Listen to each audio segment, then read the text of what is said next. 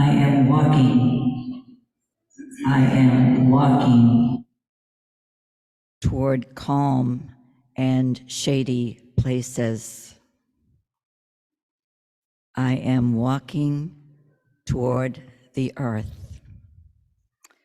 Please rise and body your spirit for our first hymn, and Alex and Dawn will lead us in this, The Earth is Our Mother. Please rise. And Elaine will lead us too.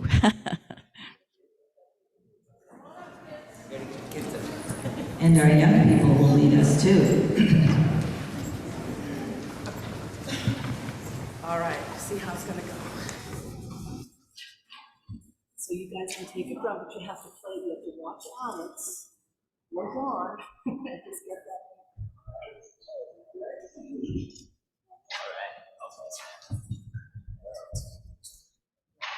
All right, then start.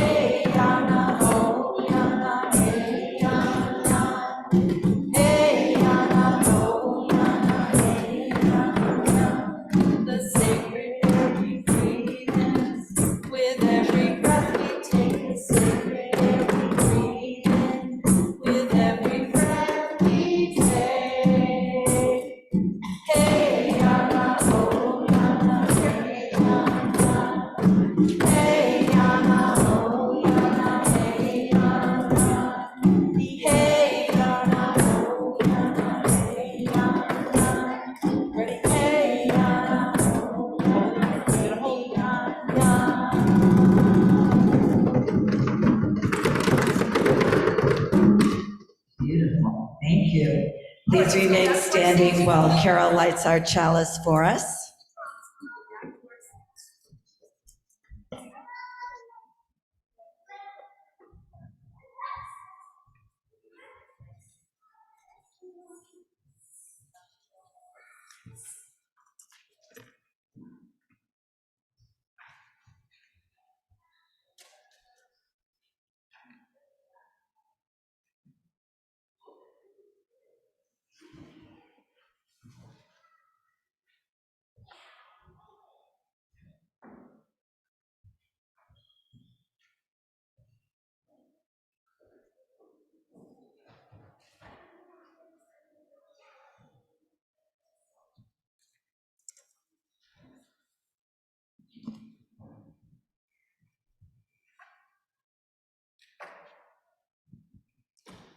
Let this symbol be to us.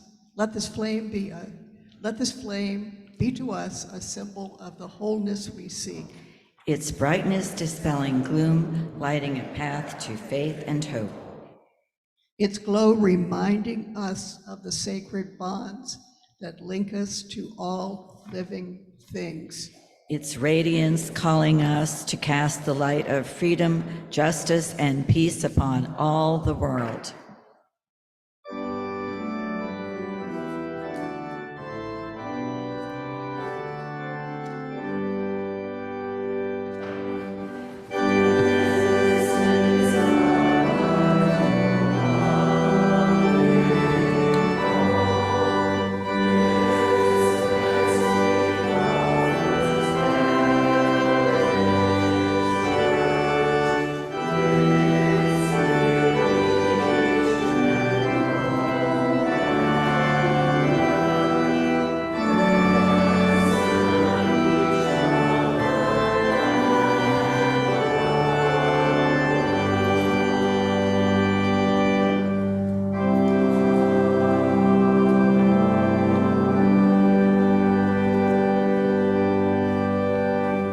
Please be seated. Good morning. Whoever you are, wherever you are on your spiritual journey, for this 1 hour, you are part of this congregation and you are welcome. And this is a very exciting day. We have a wonderful guest with us. Carrie will tell us more about Dawn Duncan, who comes to us from the Mass Center for Native American Awareness. And we also will have a Share the Plate. Carrie will also tell us about that. But just a reminder that today the offering is coming later in the service. Plenty of opportunity for you to get your checkbook out. That's all I'm going to say. I do want to remind you that Summer Fair is coming up sooner than you think. We have these wonderful posters are they in the parlor, Jim? Yep, they're in the parlor right next to the sign-up sheets. So if you haven't yet signed up to volunteer at the Summer Fair, the slots are going fast. We wouldn't want you to get left out. So why don't you stop by the table, sign up, maybe take a poster or two and put it up in a place where folks in the community will be able to see it. It'll be here before we know it. I think that's all I have. So we have our wonderful bell choir has a song for us.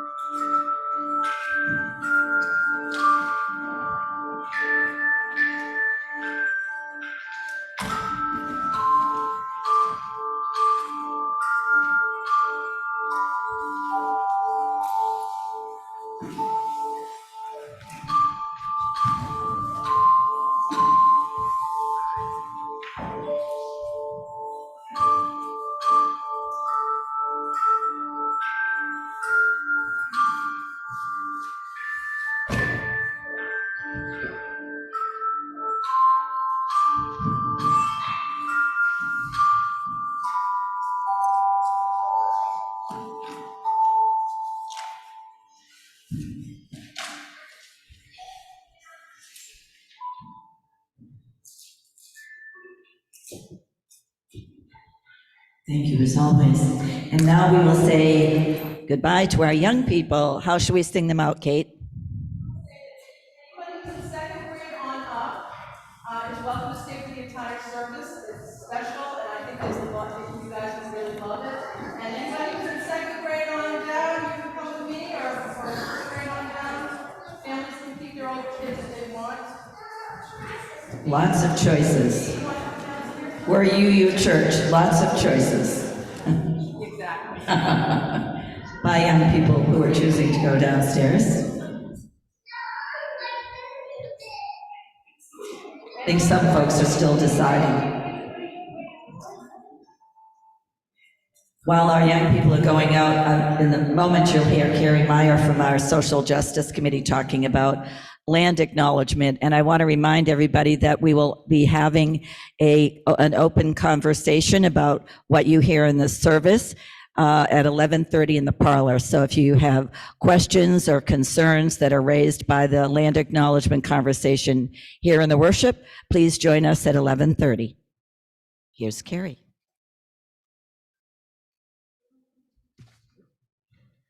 First, I want to let you all know that our speaker for today is Dawn Duncan. She comes from the board of the Massachusetts Center for Native American Awareness, which is our Share the Plate this day. She's been on that board for 20 years. She works in social work and public health, and she is a Cherokee. And I welcome her here. We're very lucky to have her. I also want to talk to you about the land acknowledgement.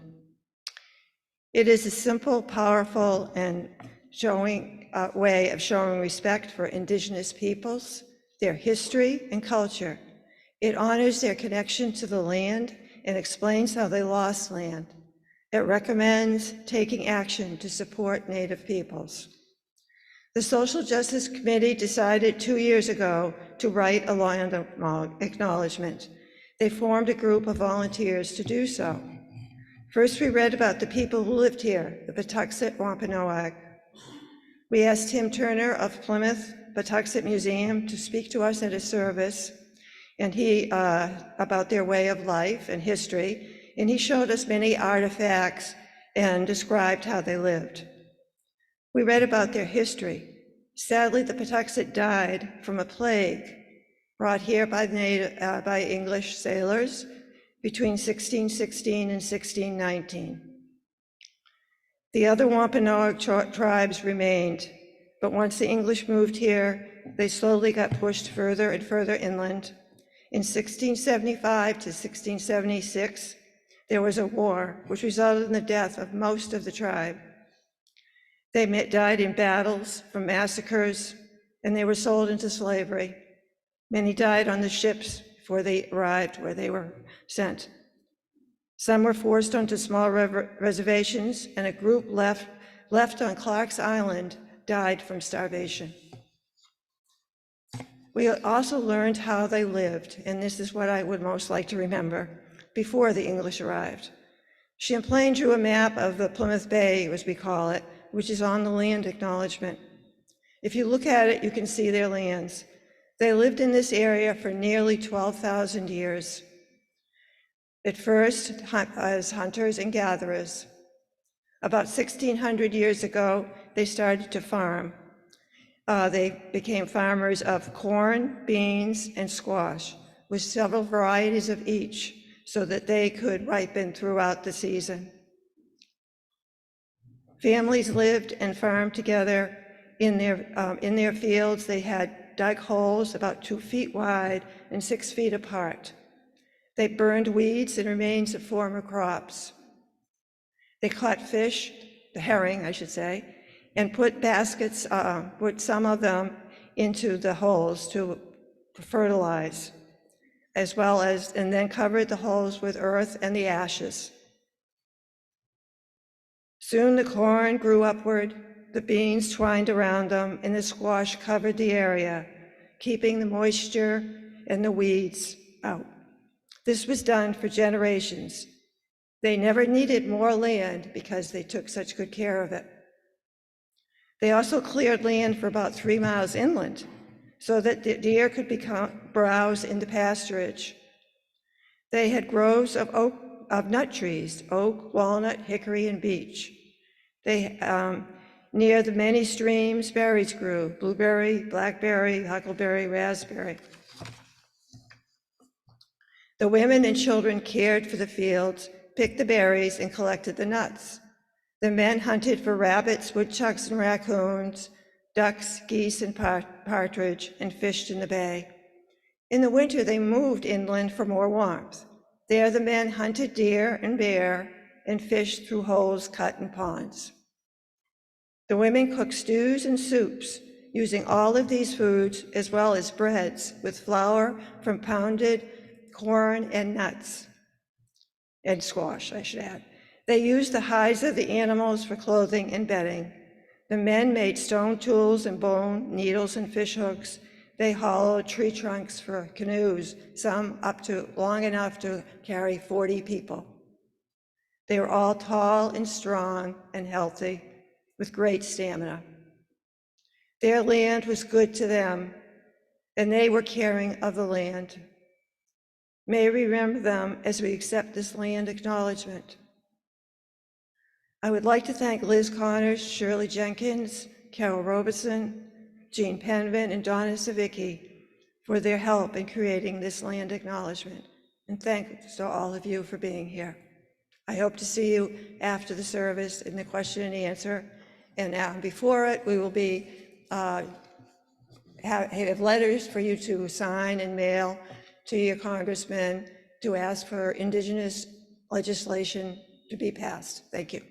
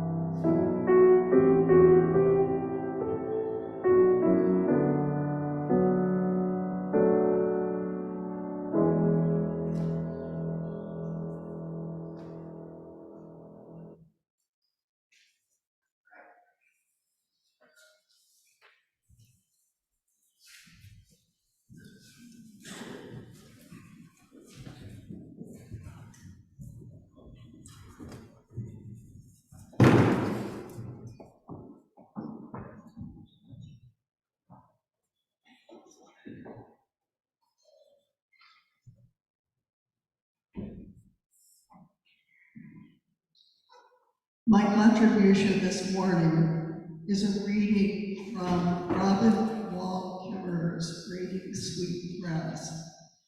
I know a lot of you have already read it, and a lot of you have it on your reading list. And I hope this will encourage those of you who haven't picked it up to do so and bump it up a little bit on that reading list so that you can really appreciate the perspective of someone who is not only Indigenous. Robin Wall Kimmerer is an enrolled member of the Citizen Potawatomi Nation. She lives in the Finger Lakes area of New York and is active there in the indigenous groups. The Confederacy is where she is right now, the Iroquois Confederacy. But she's also a trained biologist. Her specialty is mosses, so she's a bryologist. But she is one of the most luminous writers I know of, no matter what genre or ethnicity or anything else. She's just an incredible writer. But she explains, because she has a foot in both worlds, she can explain to us the Native perspective as well in terms that make sense to those of us who are on the settler side of things. So again, this is Robin Wall Kimmerer from Braiding Sweet Grass. Children, language, lands. Almost everything was stripped away, stolen when you weren't looking because you were trying to stay alive. In the face of such loss, one thing our people could not surrender was the meaning of the land. In the settler mind, land was property, real estate, capital, or natural resources. But to our people, it was everything. Identity, the connection to our ancestors, the home of non-human ancestors, the home of our non-human kinfolk, our pharmacy, our library, the source of all that sustained us. Our lands were where our responsibility to the world was enacted, sacred ground. It belonged to itself. It was a gift, not a commodity, so it could never be bought or sold. These are the meanings people took with them when they were forced from their ancient homelands to new places.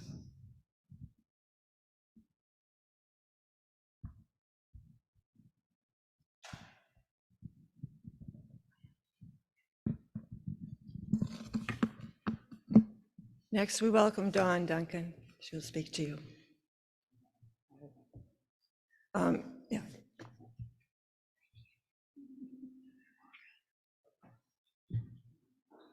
Good morning, everyone. Thank you so much for inviting me to be with you today, representing the Massachusetts Center for Native American Awareness. I'm already very touched by what I'm hearing in the service today, and I feel kind of a theme of when I was talking to Carol earlier, and from what you were all talking about with land acknowledgement and talking about the histories, kind of the theme of story and narrative. And there is so much in Native American, in our history, that hasn't always been able to be told. So I'm feeling inspired to share a poem called "This Is No Movie of Noble Savages" to start, by Adrian C. Lewis. He is Paiute. Born of trees whose timeless atoms carried on their savage act of indolence in annual assaults of leaves upon the earth, while their branches felt up the sky where the white man's God lives. This paper, holding these petroglyphs, is neither apology nor legacy, but a wanted poster. Now, dauntless before Dante's nocturnal emissions of visions of hell, I curse God and weep because some creeps crept through the back window and carried away my typewriter while we were at the wake. When I find them, they will bleed broken English from shattered mouths, and my fists will sing songs of forgiveness, unless, of course, they're my in-laws. Thank you. So, I'd like to talk a little bit about the Mass Center for Native American Awareness, a bit about Native American culture, our connection to the land, and Native American spirituality. The Mass Center for Native American Awareness, also known as MCNAA, is an organization whose mission is to preserve Native American cultural traditions, to assist Native American residents with basic needs and educational expenses, to advance public knowledge and understanding that helps dispel inaccurate information about Native Americans, and to work towards racial equality by addressing inequities across the region. MCNAA was founded in 1989 by Byrne Stanley Peters and her husband, John Peters, also known as Slow Turtle of the Wampanoag tribe. Many people have probably heard of him. He was fairly famous. And at the time that they founded MCNAA, he was the executive director of the Massachusetts Commission on Indian Affairs. And they started the organization for a number of reasons. I think I've heard the stories of how at the time there was a lot of misinformation about Native Americans. There was a lot of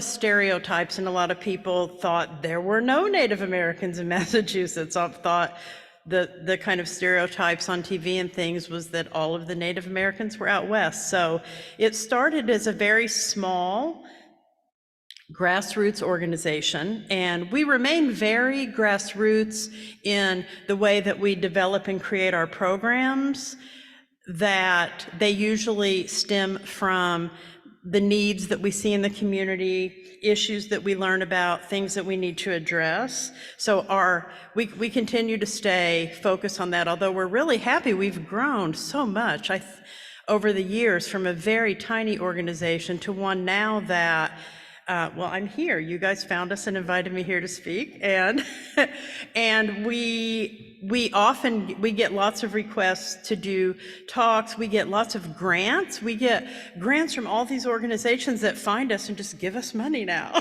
So it's a beautiful thing. So we've all worked really hard to make that happen over the years. In terms of our programs, just to give everyone an overview, we have 5 main programs. Our Scholarship and Educational Resources program that provides low-income Native American students with funds for college and related things, and we give out scholarships every year. We have a social assistance program that provides funds for things like food, heating bills, and other basic necessities for low-income Native Americans, and particularly elders who are in need. We have a traditional arts program, which provides opportunities for cultural expression and public engagement, things like forums for Native Americans. We sometimes even have craft programs where the public can participate and learn how to do things like beading, or we had one last year, I think people were making medicine bags, things like that. We have a youth cultural enrichment program, which was one of Slow Turtle's passions. He really cared about youth, so we have a youth cultural enrichment program that offers cultural enrichment activities and gatherings for children and youth, storytelling, projects on like making regalia, things like that. And then our largest program is a public education and social change initiatives. That's where we do our annual powwows. We typically have 2 or 3 a year. We haven't had any in the last few years due to the pandemic, but hopefully by next year we'll be able to start that back up. Our powwows are a really good way to share our culture and also support Native American vendors, a lot of whom make their living from selling like their arts and crafts and creations. We also have a social change initiative program that I wanted to highlight because this is something I feel is very particularly needed and active at the current time. As an organization, we ourselves, the Mass Center for Native American Awareness, we don't really do the direct social action projects ourselves. We don't oversee them. But what we do is we provide support, resources, and technical assistance to those of you who work on these kind of projects. And we are very happy to do that. For example, you may have been hearing that many towns in the Commonwealth have been changing Columbus Day to Indigenous Peoples Day. Many of those efforts have been supported in the background by MCNAA, by allies. It's usually a person who's just motivated and they say, we're going to participate in this project and make this change. And so we will support in the background by providing letters, by providing information about the harms of the stereotypes to our Native brothers and sisters, things like that. And we have been very successful in those endeavors. Another example, it hasn't been successful yet, but hopefully will one of these days, is the Hannah Duston statue in Haverhill. I don't know if people are familiar, but the story of the Hannah Duston statue, the historical story is that there was a woman whose children were kidnapped by the Abenaki, and she then murdered the Abenaki, scalped them to protect her children. So without getting into the truth or whatever about that, the issue of the people who are trying to have the statue removed is one, it's so barbaric. It's in the town of Haverhill, and just the whole presentation's barbaric. But contextually, the event supposedly happened in the late 16 to early 1700s. However, the statue wasn't erected until sometime in the mid 1800s. So it's clear that it was more part of the political movement of the United States to do things in alignment with the Indian Removal Act to justify moving Native Americans to reservations. So these are the kind of projects that we help. We want people to understand the reality, and we want people to understand that historical context. So situations like that, we will help support the people who are working on those things. In this case, the city has not removed the statue, unfortunately, but we're still pushing forward. And I think another thing that we provide to help people is the support that from social change, often things don't happen the first time you take action. It takes it can take many times to do that. And as a Native and Indigenous people, we all know, we've dealt with that for many centuries. So we can also provide support that way. So the last thing I'll say about MCNAA is that we are a membership organization. We're intertribal, meaning we're not affiliated with any one tribe. We support Native Americans who are parts of tribes. We support Natives who are, say, in Massachusetts and maybe away from their folks. We support urban Native Americans, and we welcome all allies, and we have probably as many non-Native members as we do Native members. So we do have membership, and we welcome anyone who's interested to join us as a member. So kind of thinking about Native American spirituality, it is challenging to talk about Native American spirituality without also talking about our connection to the land, as has been so beautifully illustrated already in the service today, especially as the concept of land based on Turtle Island. Many of you have probably heard of the term Turtle Island. The earth on the back of a turtle is a sacred symbol to many Native cultures. It's so interwoven into our concept of the divine. So on the concrete level, as Carol was saying when reading the Braiding Sweetgrass, talking about how it's so connected to everyday life and the earth, it's also really interwoven into the concept of the divine. And I myself find it interesting how she was talking about the issue of owning land as being so foreign to our culture. I'm on the board, another thing I do is I'm on the board of the Massachusetts Alliance Against Predatory Lending, and we actually help homeowners dealing with foreclosure issues. And there's times where I'm taken aback, not because of the things the banks have done to steal people's homes, but even when with the whole concept of the land, because I think, well, wait, who owns the land? Who gives people the right to do these things? It's just such a foreign concept. So it's really interwoven on every level, from the divine to the everyday. In my learning of Native American spirituality, Great Spirit created the world so that everything has a purpose in nature. And everything's interconnected and everything is very equal. Plants, animals, the land, humans, there really is no hierarchy. Everything has a purpose in nature, in spirit, and in time. And there often are things that discomfort us and appear terribly unfair in the universe. But in the grand scheme of things, what I've learned about Great Spirit is that they're not explainable by logic or reason, and many of them are tragedy and despair. But looking at things in a circle, everything is truly connected, even divinity and chaos, which within a circle can actually be within close proximity to each other, even if they don't feel that way in a literal sense.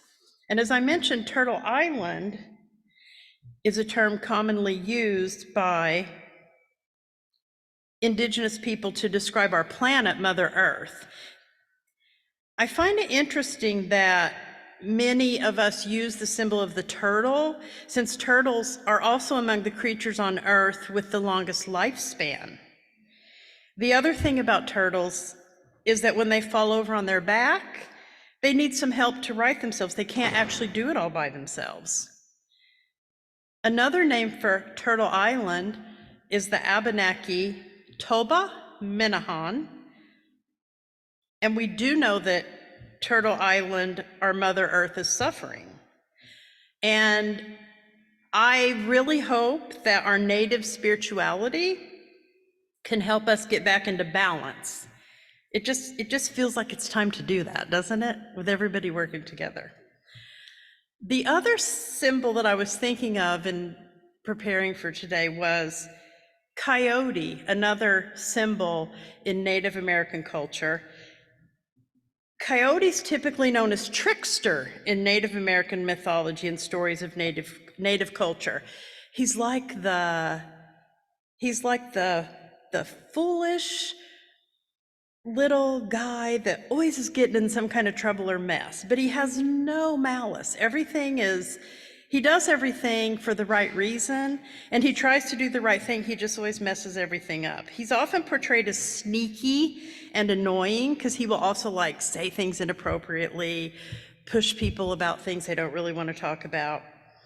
But he's also considered a manifestation of the divine. In the Crow tribe, Coyote is actually worshipped as a god of creation, and the philosophy is that many, many years ago, Coyote is the one who rebuilt the planet and humanity. So I feel like there's a bit of a trickster element to so many of the things going on in the world right now, including when we talk about Mother Earth, the irony that things like climate change are affecting Indigenous people so much, especially in Alaska. And Native people, we hold such a strong connection to the land and traditional knowledge that there's a weird irony that in some ways we're the ones that are being the most affected, but are the ones who are the most, in many ways, consider it sacred and are so connected to it. So it's almost like our traditional knowledge and wisdom may be one of the main things to save our precious Mother Earth and the land that we all talk about. In other ways, there are not so many differences between any of us, and sometimes it feels to me like the solutions can be rather simple. But without spirituality, I think it can be really hard to find meaning in difficulty. In Native culture, we very deeply consider the importance of spirituality in the circular, everything interconnected manner I was discussing, as well as the importance of protecting the future. 7 generations into the future, in fact. And we make it a key value to also respect our elders. So one thing I love about our Native spirituality is that everything's connected, there's a circle, and we value the new children that come into the world, but we also value our elders just as much. And I think a key learning I have learned is that you can't really have sustainability without spirituality. And we actually all have the tools for this. We have our head, our hearts, and the ability to take action. Doing the right thing, realizing that our beliefs and values and principles matter, and people like us, all of us here, are probably the ones who will end up doing the right thing to save the world. And paying attention to what's going on around us, slowing down, helping others see the beauty around us, seeing the positive even in the negative. And I remain hopeful that with the creativity and ingenuity of Coyote and the slow and steady deliberateness of Turtle, we can all learn from the lessons of Native spirituality, traditional Indigenous knowledge and wisdom, and working with allies like you all to bring Toba Manahan back into balance. I'd like to close with a poem called Eagle Poem, Joy Harjo, Muskogee. To pray, you open your whole self to sky, to earth, to sun, to moon, to one whole voice that is you, and know there is more that you can't see, can't hear, can't know, except in moments steadily growing, and in languages that aren't always sound, but other circles of motion. Like eagle that Sunday morning over Salt River, circled in blue sky, in wind, swept our hearts clean with sacred wings. We see you, see ourselves, and know that we must take the utmost care and kindness in all things.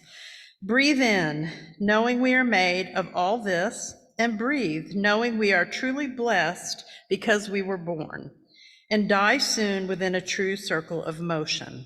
Like eagle rounding out the morning inside us, we pray that it will be done in beauty, in beauty. Thank you.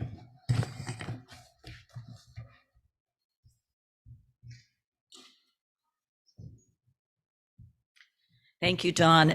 Great minds run in the same path. I actually used that poem on my distro with a photograph of Joe Harjo, one of my favorite poets. So we're going to enjoy a Native poem on video.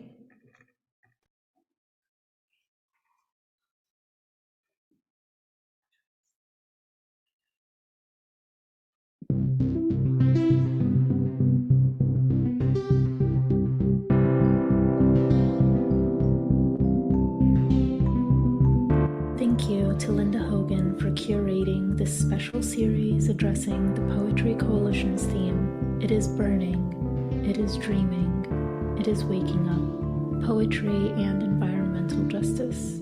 We hope you enjoy today's offering, brought to you by the Academy of American Poets.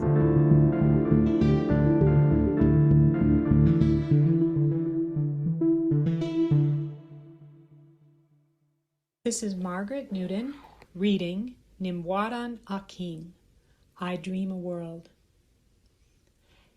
Nimwadan Akin, Hatemagak bin agame, Getemitiguk Gwekanamat. Nimwadan Akin, Ejimikwenamang, Nanda Gikendamangae, Mamwe Debwe and among Wabang.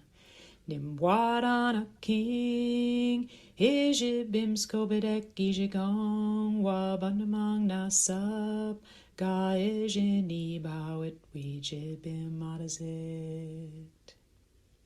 I dream a world. I dream a world of clean water, ancient trees, and changing winds. I dream a world of ones who remember, who seek the truth and believe in tomorrow together. I dream a world where our path in the sky can be seen as clearly as the place where our neighbor once stood. About this poem.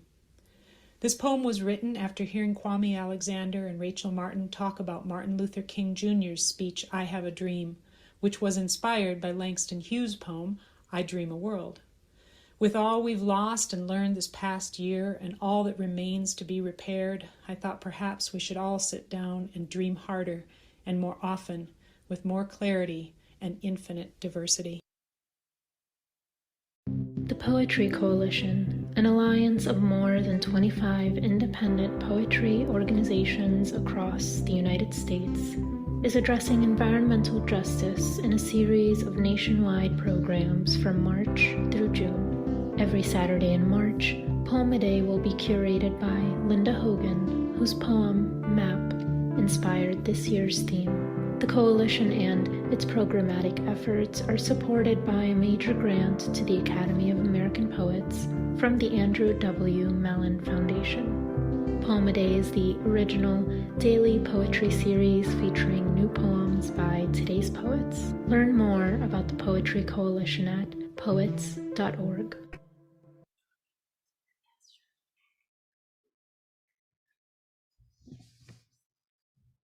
We will now have the Share the Plate for the Massachusetts Center for Native American Awareness. I think we all learned quite a bit about it.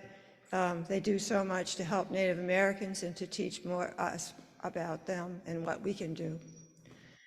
Please make your check out to First Parish Church. If you write pledge, then it will not go to Share the Plate, so leave that blank. Thank you no, I shouldn't say that. Thank you very much.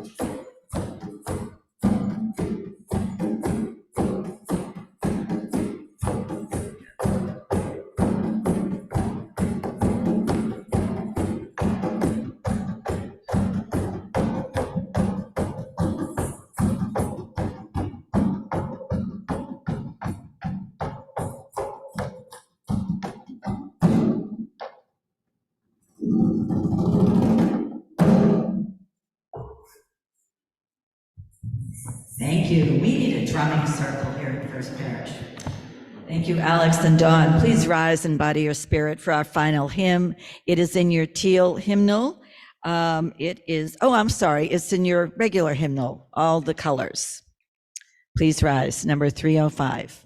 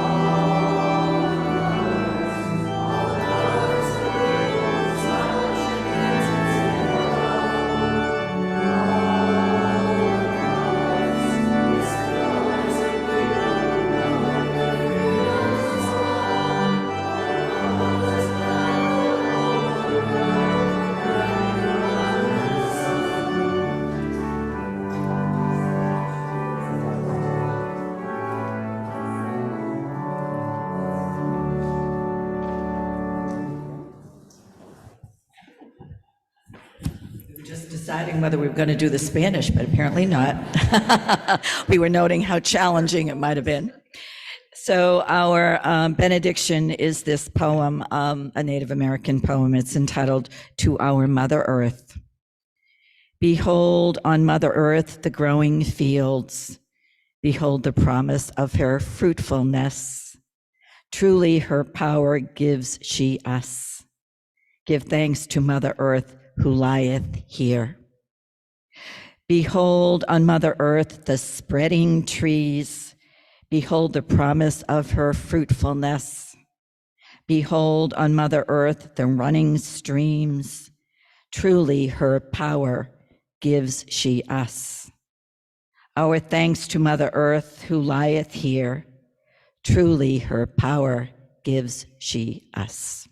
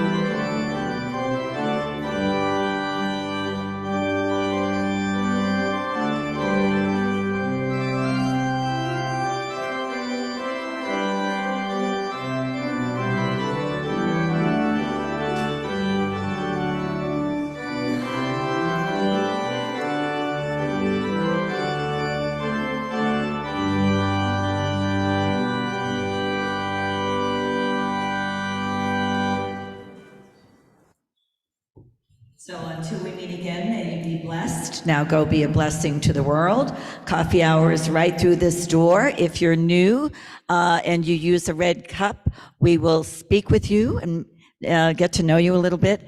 And I remind everybody that 11:30, the Q&A on the land acknowledgement will be in the parlor, and Dawn will be joining us. She's kind of had a lot of experience with this. So hope to see you then.